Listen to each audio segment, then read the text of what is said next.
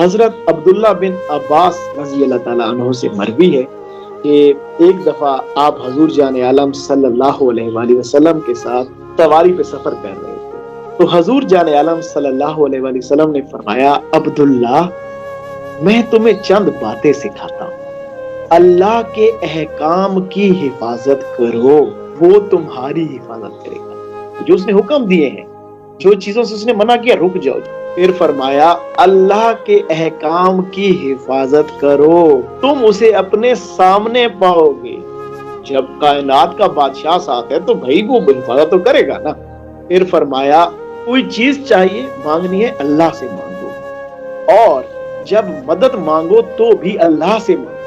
آگے سنیے، پوری امت، پوری دنیا، پوری کائنات اکٹھی ہو جائے اور تمہیں نفع دینا چاہے، نہیں دے سکتی اگر اللہ نہ چاہے، اور اگر پوری امت تمہیں نقصان دینے کے لیے اکٹھی ہو جائے تو نہیں دے سکتی اگر اللہ نہ چاہے۔ حضور نے فرمایا، اللہ نے جس قلم سے تقدیر لکھی تھی، اللہ نے وہ قلم اٹھا لیے ہیں، اور جن صحیفوں پہ تمہارے متعلق تمہارے رزق، تمہاری مال، تمہاری جان، تمہاری زندگیاں لکھی تھی وہ خشک ہو چکی ہیں۔ ابھی بھی کیا ڈر کے جیو گے؟